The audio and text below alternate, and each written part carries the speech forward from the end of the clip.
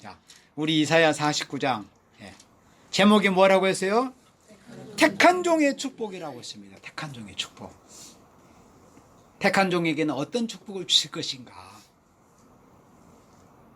1절에 소음들아 나를 들으라. 원방 백성들아 귀를 기울이라. 여호와께서 내가 태에서 나옴으로써 나를 부르셨고 내가 어미 복중에서 나옴으로써 내 이름을 말씀하셨으며 택한 종에게는 하나님께서 갚아주신다는 것을 1절로 5절까지 말씀을 했어요. 자, 그러면 택한 종에게는 하나님께서 갚아주시는 거예요. 그러니까 이 한 가지 사실만 알면은 우리가 낙심하지 않을 수 있어요. 누구를 원망하고 불평 안 해도 돼. 왜? 아버지께서 갚아주실 것을 믿기 때문에. 하나님이 갚아주시는 거예요. 그러니까 세월을 겪으면서 사람 바라보고 사람에게 어떤 기대, 어떤 반대급부를 생각한다면 몇 번이고 넘어졌고 신앙을 포기할 수도 있을 겁니다. 그렇지만은 하나님께서 갚아주실 것이라는 이 믿음,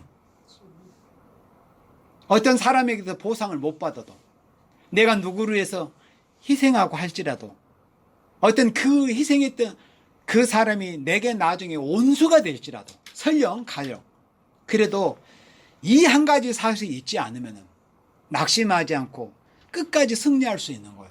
하나님이 갚아주실 것이라는 것에 대해서. 그래서 이 하나님의 말씀 복음은 신혼의 복음이라고도 해요. 이사야 61장 2절에 여호와의 신혼의 날을 전파한다. 요즘 번역판은 뭐 보복이다, 보수다 이런데 신혼, 별신자라고 그래요. 별신자. 그러니까 온통한 사정을 펴준다는 거예요. 풀어준다는 거예요. 이 복음이란 것은 온통한 사정을 풀어주는 게 복음이에요. 온통한 사정, 내 온통한 사정을 누가 풀어줘요?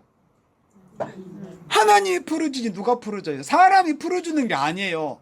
그러면 잘못된 지식이에요. 잘못된 믿음이에요. 그걸 빨리 내려놔버려야 돼요. 그런 걸 생각하면 사람만 원망하게 됩니다. 그리고 낙심하게 돼요. 내 온통한 사정은 나를 못해서 지으시고 태에서 나옴으로써 나를 부르신 그분, 나를 시편 139편에 내 형질이 이루기 전부터 나에 대해서 이미 알고 계신, 우리 말씀 들으면서 시편 139편을 한번 찾아보세요. 하나님은 나에 대해서 어떠하신 하나님이신가?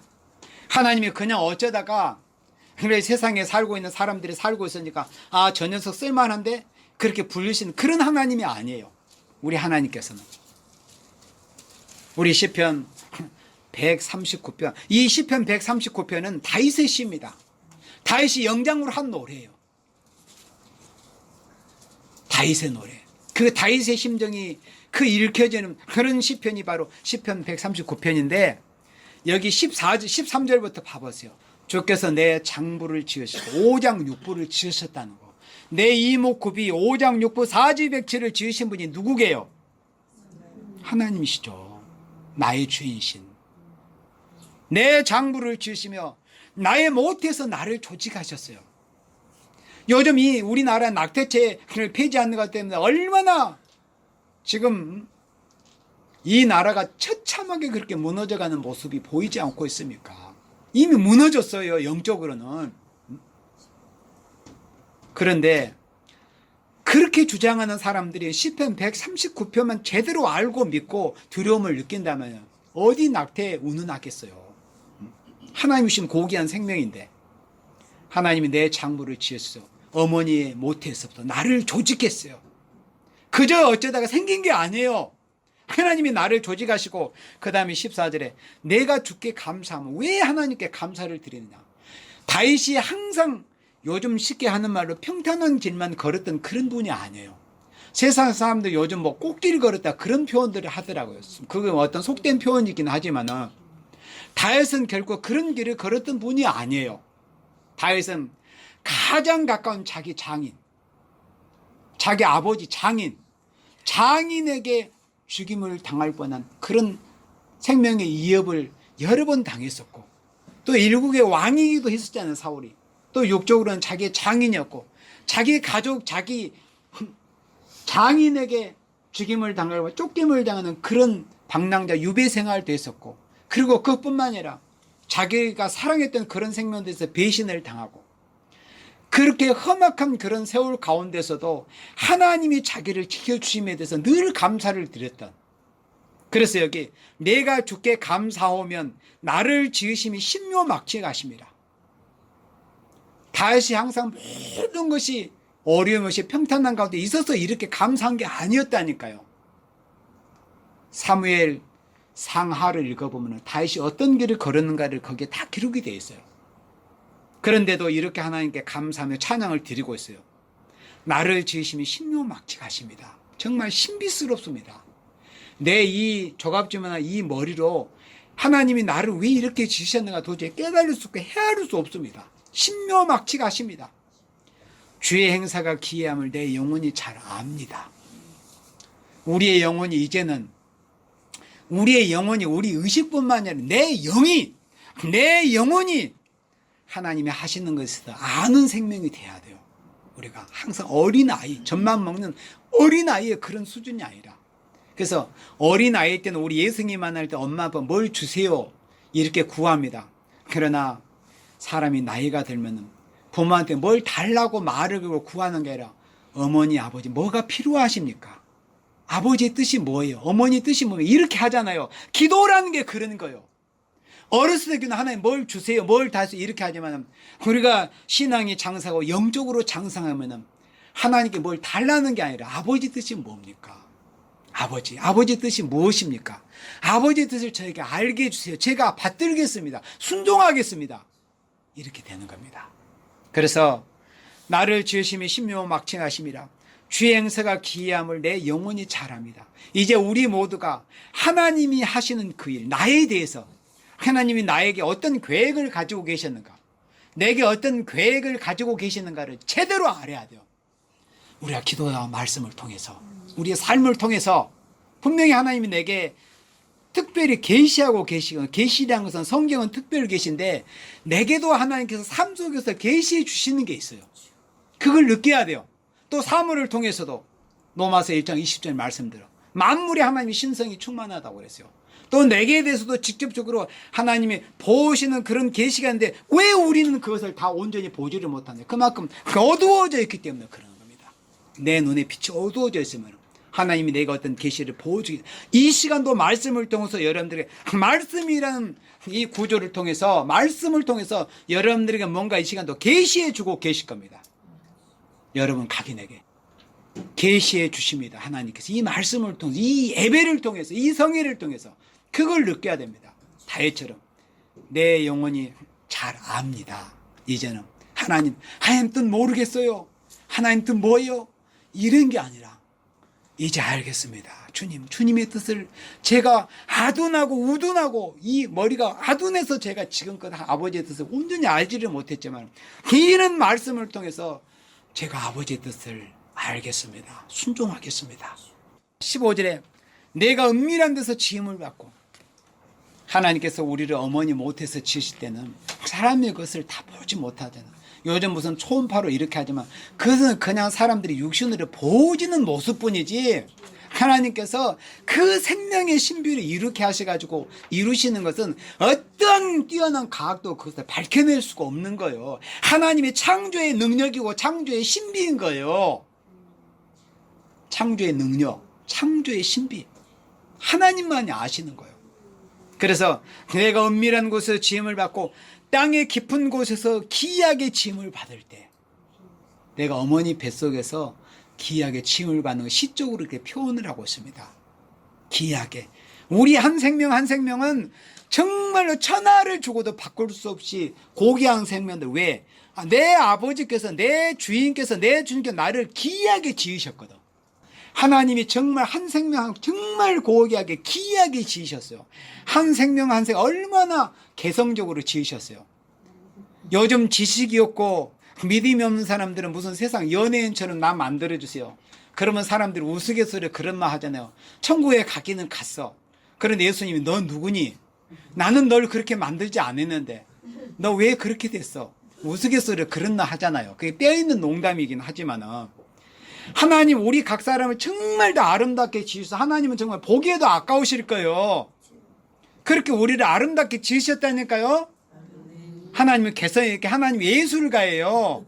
하나님보다 뛰어난 예술가 어디? 근데 하나님보다 더 뛰어나게 아름답게 하고자 하는 그것이 얼마나 인간의 교만한 생각입니까?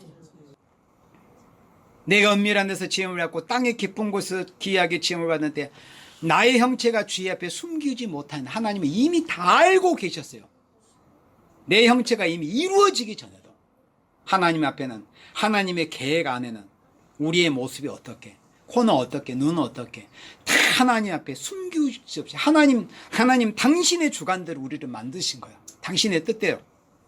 16절에 내 형질이 이루기 전에 우리의 모습이 이렇게 이목구비도 다 갖추어지기 전에 이미 주의 눈이 보셨으며 나를 위하여 정한 날이 하나도 되기 전에 주의 책에 다 기록이 되었나이다. 여기에서 우리가 하나님 앞에 경외심을 느낄 수밖에 없어요. 두려워해야 되는, 경외라는 것은 두려워할 외자입니다. 두려움을 갖는다는 것, 두려움으로 우리가 하나님을 섬기는 것, 경외라는 거는. 왜? 우리 인간이 아무리 나를 향해서 정해놓으신 뜻대로 내 스스로, 그러니까 기차가 레일을 따라서 가야 정상적으로 기차가 탈선하고 운행을 하잖아요. 근데 하나님이 나를 위한 어떤 레일을 깔아 놓으셨는데 굳이 인간은 그걸 모르기 때문에 내 마음대로 하고 싶은 거예요. 나를 위해서 정해놓으신 그 길로 가기를 싫어하는 거예요. 인간이 선악계의 타락한 본질이 있기 때문에 신앙 안에서 그게 깨어지는 거, 그게 꺾여지는 거예요. 이 자신들이 깨어져야 되거든. 이게 깨어져야 온전히 주 앞에 나를 위해서 깔아놓으신 그 레일에 순종하고 갈 수가 있는 겁니다. 내 형질이 이루기 전에 주의 눈이 보셨으며 우리 주님은 우리를 알고 계셨습니다. 이미 나를 위하여 정한 날이 하나도 되기 전에 주의 책에 다 기록이 되었나이다. 너는 언제 어느 때 하나님께서 다 정해 놓으셨습니다. 우리를 위해서 주의 책에 다 기록이 되나 나를 위해서 정한 날 하나도 이루어지긴 하나님이 이미 다 하나님께서 나에 대한 모든 것을 정해 놓으셨습니다. 그러니 17절에 하나님이여 주의 생각이 내게 어찌 그리 보배로우신지요. 얼마나 보배롭습니까? 나를 향해서 하나님이 계획해 놓으신 그 계획이, 하나님의 계획이 얼마나 보배로워요. 보배롭습니까? 아니면 고생길이니까 왜 하나님 나를 이렇게 좁고 힘든 길을 가게 하신 거야? 피곤해요 하나님. 그럽니까? 아니면 감사가 됩니까? 주의 생각이 내게 어찌 그리 보배로우신지요.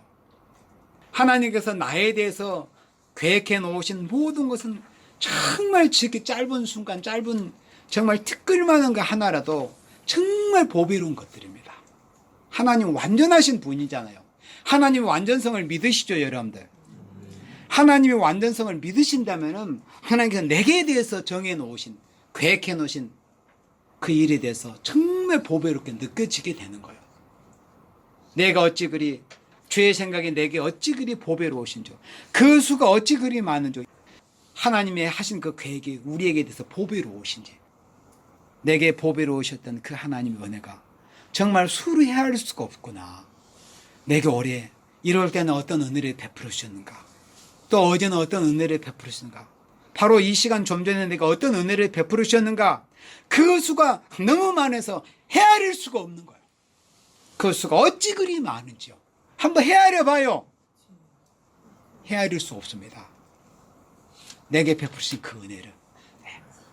이렇게 하나님께서 우리를 모태에서부터 택하시고 어미 복중에서부터 나옴으로부터, 그리고 내 이름을 이사야 43장에 우리를 어떻게 불렀어요? 어떻게? 지명하여 부르셨다. 자, 우리 다시 본문으로 돌아옵니다. 이사야 43장에는 지명하여 부르셨다고 하셨는데 여기 1절에서 똑같이 말씀하셨어요. 내 이름을 말씀하셨다는 것이 뭐냐면 지명했다는 거예요. 내 이름을 말씀하셨다. 지명하여 부르신 거예요. 손가락에 가르쳐서 하나님이 가르쳐서 부르신 거예요. 지명. 뭐 대충 너희 중에 한 녀석 이리 와, 이게 아니라 예수님께서, 하나님께서 직접 너 이리 와, 아무개 지명하여 부르신 거예요. 그래서 여기서 다시 말씀하면 내 이름을 말씀하신 거예요. 하나님 우리의 이름을 불러주고 계십니다. 이사야 40장 말씀해 보면은 지금 인류의 인구는 80억 좀 되어간다고 했잖아요. 하나님이 이름 아시겠어요? 모르시겠어요? 예수 믿는 사람 보면 안 믿는 사람도 하나님 이름 다 알아요. 그런데 우리가 이사야 40장에 그보다 어안이 벙벙해서 입이 다물어지지 않는 그런 표현들이 이사야 40장에 하나님이 여호와의 유대성을 말씀하신 것을 볼 때 볼 수 있는데, 하나님은 이 하늘에 있잖아요. 이로울 성신의 그 모든 셀 수 없는 그 하늘의 이로울 성신을 만상을 다 만드셨다고 했고, 그러니까 그 하늘의 별의 수가 얼마나 많겠어요. 사람 셀 수. 그런데 하나님은 그렇게 많은 별의 수도 하나님이 이름을 다 세고 알고 계신다고 했어요. 이름을 다 이름을 다 알고 계셔요. 하나님 이름을 다 임으로 하나님이 지정해 가지고, 우리는 막 하늘의 황소자리 뭐 카시오페아 무슨 북두칠성 이런 거 몇 가지 알지만, 하나님은 그 모든 별의 수요를 다 세시고, 그뿐만이 아니라 그 이름까지 다 하나님은 알고 계시는 거예요. 지정해 가지고. 그렇게 놀라우신 하나님인데 여러분들은 이름 하나 정도 모르시겠어요? 내 이름을 말씀하셨으면. 이렇게 놀라우신 하나님이요. 그런데 그 중에서도 하나님이 이렇게 우리를 택하신 거예요. 그래서 이 이사야 49장은 시련 중에서 인정받는 종은 어떤 축복을 받을 것인가. 본장은 이 시련 중에서 하나님께 인정받고 나오는 종들은 어떤 영광이 기다리고 있는, 어떤 축복을 받을 것인가에 대해서 말씀한 장이 이사야 49장의 말씀입니다. 여러분들 이 자리에 앉아 계신 분들 있잖아요. 최소한 특히 재림의 주님을 맞이할 소망을 가진 생명들은 그렇지 않습니다. 시련 중에서 하나님이 이끄시는 거예요. 그러니까 시련이라는 것은 어떤 우리가 기회냐면은 하나님께 인정받을 수 있는 기회입니다. 앞으로 1260일에는 전 3년 반의 기간에 그런 큰 역사의 쓰임을 받는 건데, 우리는 그때보다 더 중요한 시기가 언제인 줄 알아요. 바로 1260일이 아니에요. 오늘이란 날이에요. 지금이에요. 지금 인정받아야 그때 쓰이면, 그때는 오히려 쉬워요. 왜? 그때는 성령의 완전 역사가 남종 여종들에게 임하거든요. 그리고 하나님께로 피곤한 새 힘이 임해요. 그때 가슴은 찢어질 듯 그렇게 아픈 마음을 가지고 굵은 배수가 1260일 전세를 안에 외치지만은, 그러나 일은 쉬워요. 내 능으로 하는 게 아니기 때문에. 그때는 성령의 완전 역사가 그때 하수같이 남종 요정들에게 7명의 역사를 임하기 때문에. 그러나 언제 힘드냐? 오늘이란 날이 힘든 거야. 인정받을 때, 훈련할 때가. 그러니까 우리는 훈련을 본 게임처럼, 본 경기처럼 해야 되는 거야. 오히려 1200본 경기는 오히려 쉬워요. 그때는 내 힘으로 하는 게 아니야. 그러나 지금 우리 힘으로도 해야 될 일이 있어요. 기도. 우리가 이 몸을 어느 정도 짜 바쳐야 됩니다. 기름을 보통 성령의 역사를 기름으로 비유하는 이유가 그겁니다. 성령의 역사. 기도는 기름의, 성령의 기름 같은 성령의 역사는 기도 없이는 받을 수 없는 것이기 때문에. 그래서 우리가 기름의 분량, 기도, 성령의 기름 부음의 은혜와 역사를 받기 위해서는 우리가 기도를 해야 된다는 거예요. 짜 바쳐서. 기도는 짜 바치지 않고는 할 수가 없어요. 조금 피곤하고 힘들다고 나버리면 할 수가 없는 게 기도입니다. 기도는 실은 것 같고, 마치 기도는 영적인 전쟁입니다. 힘을 들이지 않고는 할 수가 없는 거예요. 싸우는 거예요. 영적인 전쟁, 싸움. 그래서 이 시련이라는 과정을 통해서 하나님이 우리로 인정받을 수 있는 기회를 주신 거예요. 얼마나 감사합니까? 전 3년 반에 들어가서 인정받는 게 아니에요. 언제 인정받아요? 오늘이란 날에 인정을 받는 거예요. 오늘이란 날에. 시련 가운데 어려울 때 인정받는 거예요. 어려울 때. 사람이 힘들 때, 어려울 때. 그래서 오늘이란 날에 하나님 앞에 우리가 인정을 받는 기간이다. 이렇게 시련 가운데 인정받는 종들은 어떤 축복을 주실 것인가 하는 것을 말씀한 것이 이사야 49장의 말씀이다 하는 겁니다. 그래서 제목이 택한 종의 축복이라는 거예요. 2절에 내 입을 날카로운 칼같이 만드시고, 아까 기도에 이사야 41장 얘가 날카로운 새 타작기처럼 만들어달라는 기도를 하셨잖아요. 그러니까 같은 말씀이에요. 이사야 41장의 표현은, 이사야 선지자가 성령의 감동을 표현할 때는 이사야 41장식의 표현은 날카로운 새 타작기처럼 지렁이처럼 짓밟히고 멸시천대받는 야곱들을 이가 날카로운 새 타작기처럼 하나님이 만들어서 쓰시겠다는 약속인데, 또 이사야 49장에서는 택한 종에게 이제 표현만 다른 거지 내막은 원리는 다 똑같아요. 내 입을 날카로운 칼같이 만드시고 타작기 끝에 날카로운 칼날이 달려 있잖아요. 추수하는 낫도 그렇고 그러니까는 추수하는 이 날카로운 새 타작기나 내 입을 날카로운 칼같이 만드신 의미나 다 똑같은 의미입니다. 날카로운 새 타작기처럼 우리를 입을 날카로운 칼같이 만드시고 나를 그분의 손권에 숨기신 거예요. 그러니까 이 말씀은 사람이 볼 때 저 사람은 도대체 무슨 큰일을 하겠어? 저 사람이 과연 하나님을 함께 하시는 사람이기나 한 거야? 저 녀석들이 섬기는 하나님이 과연 있는 거야? 미가 7장의 표현대로. 너희들이 섬기는 하나님은 어디 있느냐? 사람 앞에 무시, 멸시천대를 받게 딱 좋은 그런 모습을 보여주는 이런 상태입니다. 하나님의 손권을 숨기셨다는 의미가 마치 모세를 생각해 보면 여러분들이 이해하기 쉽습니다. 그러니까 모세를 하나님께서 그 손권을 숨겨가지고 몇 년을 기르셨냐면은 40년이라는 시간을 기르는 거예요. 그러니까 여러분들을 마치 그렇게 모세를 미디안 광야로 보내가지고 사람들에게 어떻게 그런 대접을 받지 못한 그런 상황에 하나님이 두셔가지고 철저하게 하나님만을 바라볼 수밖에 없는 환경에 하나님이 밀어 넣는 거예요. 하나님 던져 넣어가지고 하나님만 바라보게 하는. 그리고 살아볼 때 아무런 소망이 보이지 않는 거예요. 그런 상태가 바로 손권을에 숨기시는 이런 상태입니다. 이렇게 보일 만한 딱 멸시 지렁이처럼 딱 보일 만큼의 이런 환경에 하나님이 두시는 거예요. 그것이 바로 손권을에 감추시는 겁니다.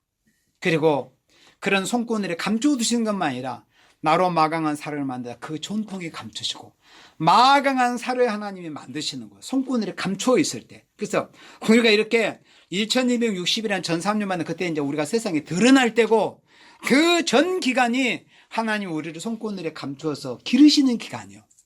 마강한 살을 우리 입술을 마강한 살같이 만드시는 기간이요. 마강한 살, 마강이라면 빛이 반짝반짝한 살. 우리를 그렇게 마강한 살로 만드시는 거. 우리의 무엇을? 우리 입술을. 입술이 실수가 없는 자면 온전한 자라고 그랬잖아요. 입은 마가복음 7장에 입술이 어디에서 있는 게 나와요?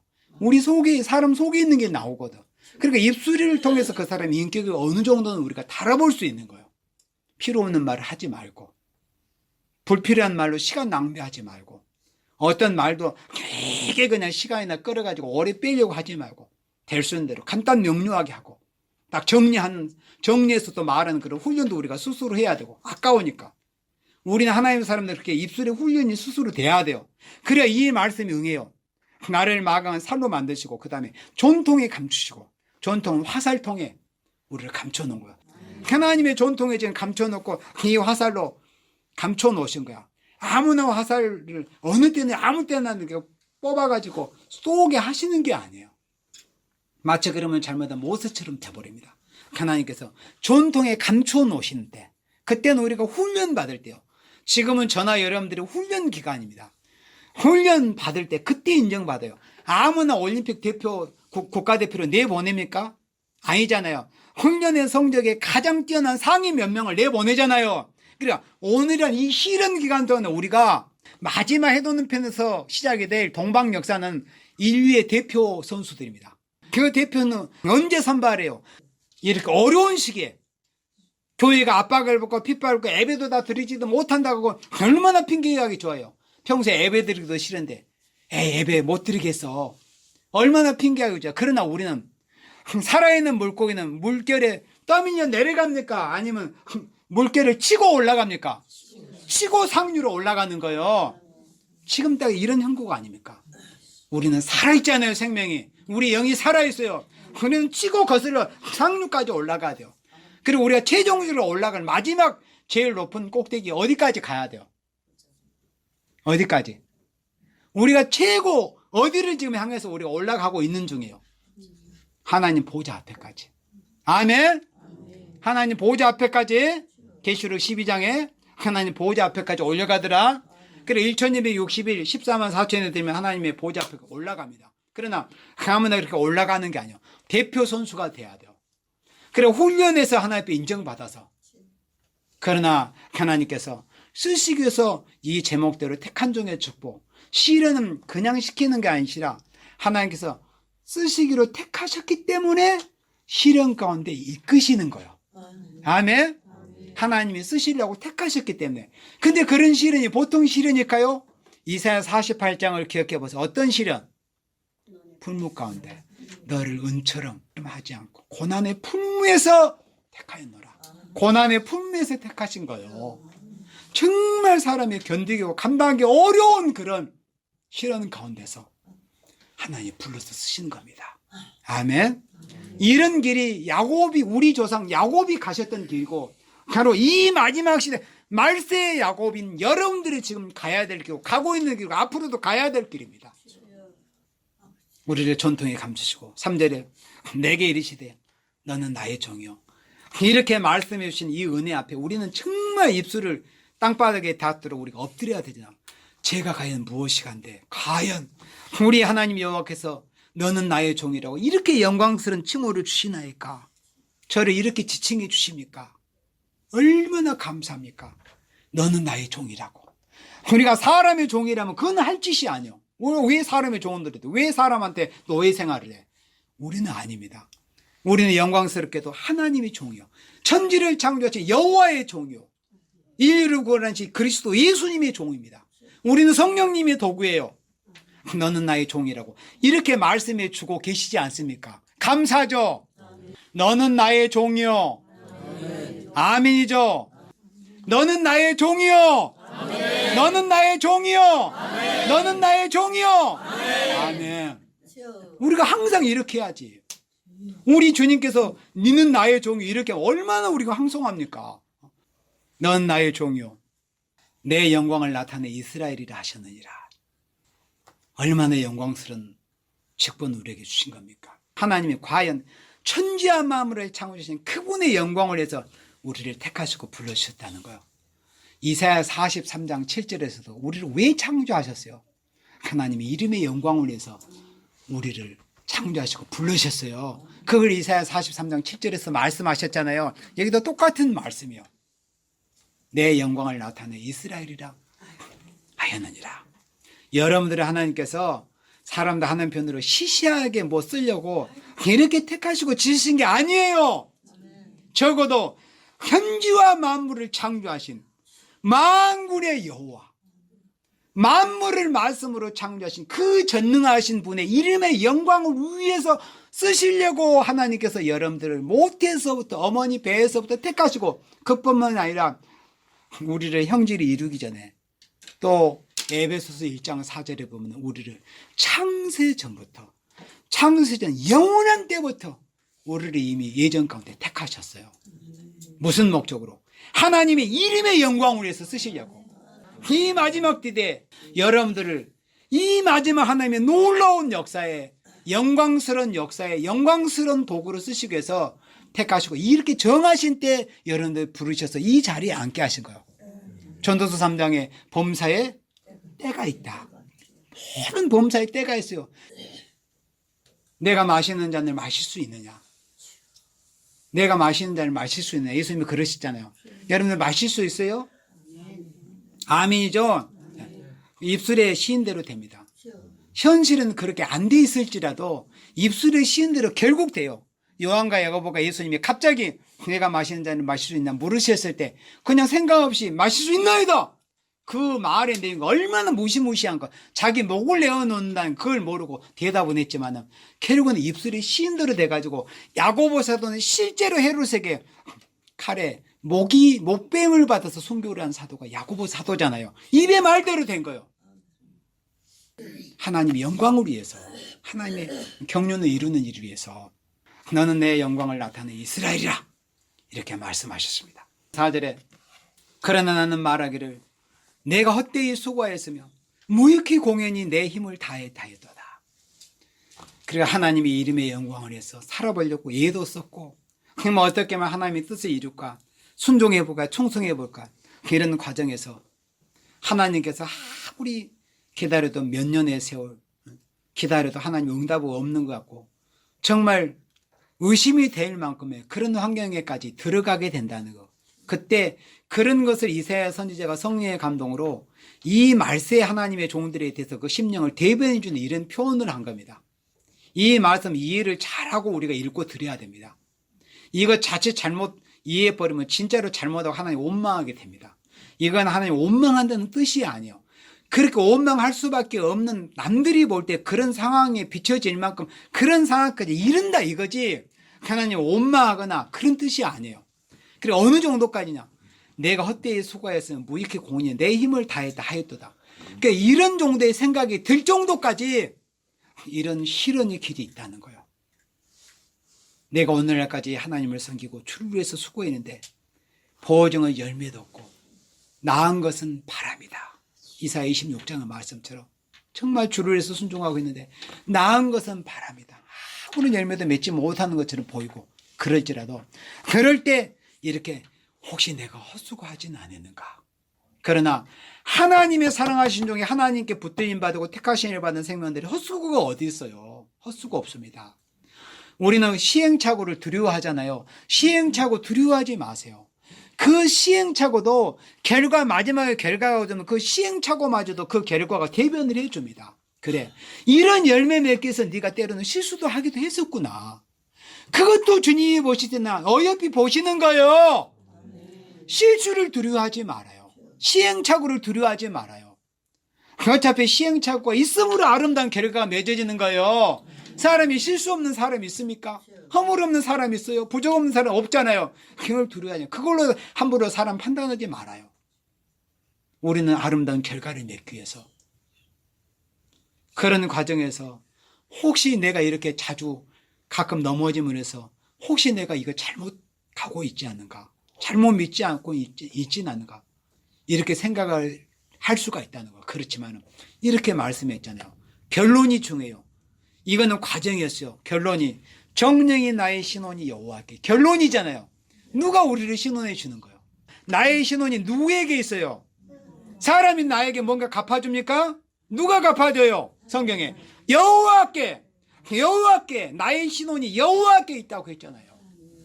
여호와께서 내 온통한 사정을 갚아주십니다. 나의 신혼이 여호와께 있고 나의 보응이 하나님께 있느니라.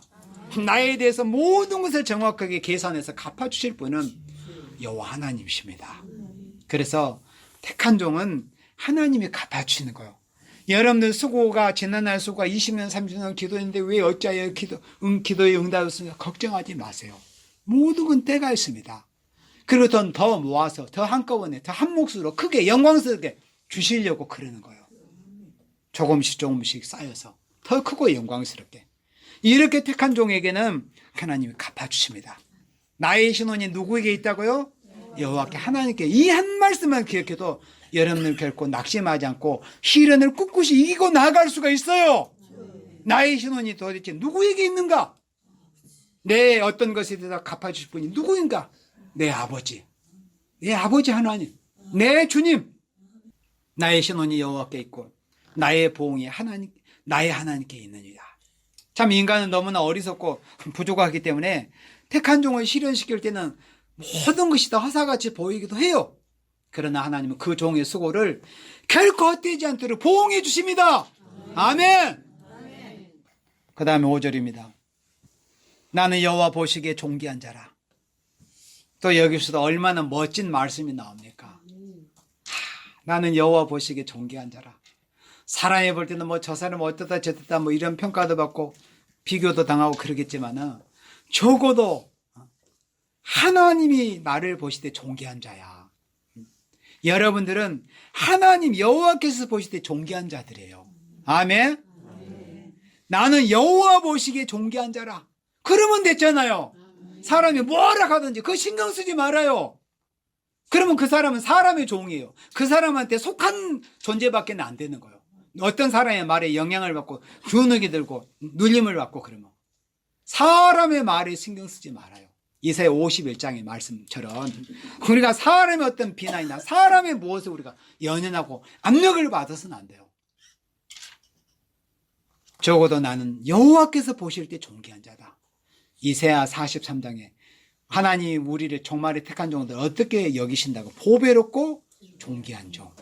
보배롭고 존귀한 종. 여기서도 다시 하나님께서 나는 여호와 보시기에 존귀한 자라 그랬습니다. 여러분들은 하나님 보실 때 존귀한 생명들입니다. 나의 하나님이 나의 힘이 되시더라. 제가 아까 예고했잖아요. 시편 18편을 볼 수도 있다고. 자, 이 말씀 때문에 나의 하나님이 나의 힘이 되시도다.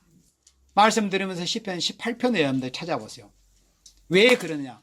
우리가 이 마지막 시대에 예수님 재림하셔서 이 땅이 이루어질 날에는 여러 가지 그 나라의 그 칭호로 여러 가지 그리스도의 왕국, 천년왕국 이렇게 여러 가지로 표현을 할 수 있지만은 이 땅에서 산 한 인생의 이름을 붙여가지고 예수님의 나라 이 땅에 이룬 천년왕국을 표현한다면은 다윗의 왕국이라고 합니다. 그죠? 그럼 왜 다윗의 왕국이라고 이 땅에 이루어진 천년안식 시대 천년왕국 다윗의 왕국이라고 성경적으로 이렇게 표현도 하셨을까? 왜 그랬을까요? 예언적인 그 다윗의 왕국이 뭔가 보여졌기 때문에 그러는 겁니다. 뭐가 보여졌을까요? 왕국이 있으면 왕이 있어야 되잖아요. 백성 신민은 말할 것도 없지만 그러면 그 예언적인 이 땅에 이루어진 그리스도의 왕국 천년왕국이 이루어진 일에 있어서 예언적인 그림자적으로 먼저 보여주는 왕국이 실제 다윗의 왕국이었습니다. 그 다윗의 왕국 이룰 때 하나님 들으신 생명이 당연히 다윗이죠. 그죠?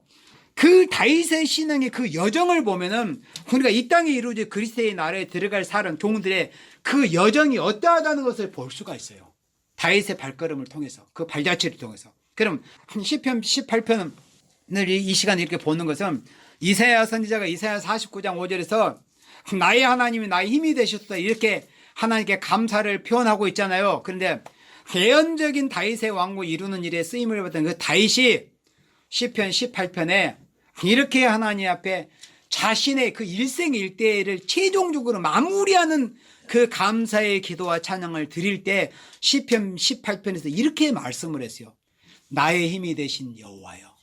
그러니까 다윗은 하나님 앞에 최종 결론이 이겁니다. 내가 잘해서 왕국 이룬 것도 아니었습니다. 내가 잘해서 군과 사제를 때려주신 것도 아니었어요. 내가 잘해서 적군 수백을 물리치고 짓밟고 나간 것도 아니었습니다. 여호와께서 나의 힘이 되어 주셨습니다. 그래서 나의 힘이 되신 여호와여. 그러므로 내가 주를 사랑하나이다. 사랑하는 이유를 알겠죠? 하나님께서 나의 힘이 되어 주셨기 때문에 나의 힘이 되신 여호와여 내가 주를 사랑하나이다. 다윗이 그런 예언적인 왕국을 이룰 수 있었던 것은 여호와께서 다윗에게 힘이 되어 주셨기 때문에 그런 거예요. 그러면 여기 제목 보이죠? 여기 제목 시편 18편 제목 주목해 보세요. 깨알 같은 글씨로 여러분들 제목에 뭐라고 되어 있을까요? 여호와의 종 다윗의 시라고 했죠. 여호와께서 다윗을 그 모든 원수 자기 장인이며 일국의 왕이던 사울로부터 시작해서 그 다윗에게는 얼마나 많은 대적들이 있었습니까? 그렇지만은 여호와께서 다윗을 그 모든 원수와 사울의 손에서 구원하신 날에 그러니까 최종적으로 마무리 시점에서 다윗이 이 노래의 말로 여호와께 아뢰어 가로되 그러니까 자기가 산전수전 모든 풍파 환난 다 겪고 수백 차례의 그런 싸움에서 자기를 지켜주셨고 원수의 손에서 자기가 생명의 해함을 당하지 않도록 지켜주신 그 마지막 그러니까 하나님이 자기의 대적을 다 정리해 주신 그 마지막에 최후의 승리로 남아서 올려드렸던 노래가 시편 18편입니다. 제일 먼저 일성이 나의 힘이 되신 여호와여 그 영광을 하나님께 돌려드리고 있어요. 내가 원수를 이길 수 있었던 것은 내 힘과 지혜도 아니었어요. 내 노력도 아니었습니다. 여호와께서 나의 힘이 되어 주셨기 때문에 제가 모든 원수를 이길 수 있게 되었습니다. 그렇게 해서 쓰임받은 종이 예언적인 다윗 왕국을 일구었던 그 다윗의 왕국이며 다윗입니다. 그 왕국이 이 마지막 시대 예수님을 통해서 이루어지는 거예요. 그러면 그 이 땅에 이루어지는 그리스도의 왕국이 이루어질 때 누구와 같은 사람이 되어야 그 영광스러운 역사의 쓰임을 받겠어요? 다윗처럼. 우리가 다윗처럼 쓰임을 받아야 돼요. 어떻게? 나의 힘이 되신 여호와라고 우리가 고백할 수 있어야 돼요. 내 힘으로 하는 것이 아니에요. 그러니까 우리가 하나님을 의지하는 거, 기도하는 것은 내 힘으로 안 하려고 하나님의 힘을 빌려가지고 하나님의 이름을 빙자해서 하나님의 능력으로 하려고 우리가 기도하는 거잖아요. 내가 할 수 있는 건 그냥 내가 해야지. 그래서 나의 힘이 되신 여호와여 내가 주를 사랑하다. 다윗의 최종 인생의 결론입니다. 신앙의 결론이요. 여러분도 이런 결론이 동일해야 돼요. 나의 힘이 되신 여호와여 내가 주를 사랑합니다. 나의 힘이 되신 여호와여 내가 주를 사랑합니다. 이런 의미가 있어요. 이 정말의 말세 종들이 바로 이런 신앙의 고백과 찬양이 필요한 겁니다. 나의 힘이 되신 여호와여, 내가 주를 사랑합니다. 왜? 나를 지켜주셨기 때문에. 내 원수들에게 내가 승리할 수 있도록 하나님이 도와주시고 이기도록 해주셨기 때문에 하나님께 영광을 돌리지 않을 수 없게 된 거예요. 어떻게 주체할 수 없는 이런 기쁨과 감격으로 하나님께 올려드리고 있어요. 나의 힘이 되신 여호와여. 다시 본문으로 돌아옵니다. 나는 여호와 보시기에 존귀한 자라. 나의 하나님이 나의 힘이 되셨도다. 나의 힘이 되셨도다. 아멘? 아멘. 그래, 이 말씀을 읽을 때마다 다윗의 시편을 기억하세요. 왜 하나님의 종들이 이렇게 하나님 앞에 읊으면서 찬양을 드릴 수밖에 없는가? 나의 힘이 되신 여호와라고 왜 이런 찬양을 드릴 수밖에 없는가? 그런 것을 한번 생각해 보라는 거예요. 하나님이 나의 힘이 되어주셨다는 거예요. 다시 야곱을 자기에게로 돌아오게 하시요. 다시 야곱을 자기에게. 그러니까 원래 여기서 이제 제가 시간상 빨리 설명하겠습니다. 예수 믿는 사람들 중에서 하나님 앞에 멀리 떠났던 사람도 있고 또 진리를 알지 못해서 진리의 정로로 가지 못하고 있는 이런 그런 상태에 있는 생명들이 있습니다. 그런 생명들, 그러니까 영적인 야곱, 영적인 이스라엘, 예수 믿으면 다 영적인 이스라엘 아브라함의 자손이 되잖아요. 그런 상태에서 그런 생명들은 모두 이 마지막 역사 쓰시는 것이 아니고 다시 야곱을 자기에게로 돌아오게 하시는 거예요. 하나님 앞에서 멀리 떠나 있었던 생명들, 식어 있던 생명들, 뜨뜻미지간 생명들, 진리를 알지 못하고는 혼잡한 생명들, 그렇게 어려운 가운데 또 찌개처럼 가려지는 이런 생명들, 그런 생명들을 하나님이 택하신 생명이면 다시 하나님이 부르시는 겁니다. 다시 야곱을 자기에게로 돌아오게. 다시 야곱을. 원래 예수 믿, 그래, 이 마지막 시대 예수 믿고 있는 사람들 중에서도 마지막 쓰실 종들, 말세 종들을 다시 이렇게 불러내시는 거예요. 풀무 같은 그런 시련과 연단 가운데서 다시 야곱을 자기에게로 돌아오게 하시며 이스라엘을 자기에게로 모이게 하시고. 그러면 이스라엘에는 이 용어 단어 자체가 하나님의 백성이라는 의미잖아요. 이스라엘, 그렇잖아요. 하나님의 백성이라는 의미. 근데 왜 하나님이 이스라엘을 자기에게로 모이게 하셔? 이미 이스라엘은 하나님의 백성인데 무슨 뜻이에요? 그러니까 영적인 이스라엘 중에서 정말에 쓰실 택하신 생명들을 불러 모으신다는 거. 14만 4천을 다시 야곱을 자기에게로 돌아가시면 이스라엘을 자기에게 모이게 하시려고 하나님이 나를 태해서 나옴으로부터 자기 종을 삼으신 여호와께서 말씀하시라. 이 말세에 택하신 종들은 이런 사명하게 하시겠어. 정말에 14만 예수 믿는 사람들 중에서 인정받은 14만 4천을 모으는 추수하는 그 사명을 하게 하시기 위해서 여러분들을 택하셨다 하는 말씀이에요. 불러주셨다는 말씀입니다. 택한 종에게는 하나님께서 갚아주시는 이런 축복을 하신다. 하나님이 다 갚아주신다. 하나님께서 갚아주신다는 거예요. 택한 종에게는 사람이 갚아주는 게 아니에요. 사람이 보상해 주는 게 아닙니다. 여호와께서, 나의 주님께서, 하나님께서 갚아주신다는 거예요. 이 말씀을 기억하시고 이제 예수님이 오실 날이 그 연수와 날수 우리는 도저히 알 수는 없지만은 그 날이 몇 날이 될지 그거는 상관하지 말고 우리에게 하나님께서 가게 하신 그 길을 묵묵히 순종으로 그 길이 죽음의 길이라 할지라도 아까 여러분들 다 아멘 하셨으니까 우리는 내가 마시는 잔을 마실 수 있니? 예, 마실 수 있습니다. 그것이 배에서 쓰게 되는 그런 십자가에 쓴 고통이 올지라도 그 과정을 통과한 생명만이 마지막 역사의 쓰임을 받거든요. 그러니까 쓰시려고 부르시고 쓰시려고 시련 가운데 연단시키는 거예요. 쓰시려고. 그런 과정에서 힘들고 어렵고 눈물 흘렸던 것들이 있잖아요. 하나님이 갚아주십니다. 그래서 복음은 신혼의 복음입니다. 하나님이 갚아주실 때 하나님이 갚아주실 것이 많은 여러분들이 되시기를 주님의 이름으로 축원합니다. 아멘.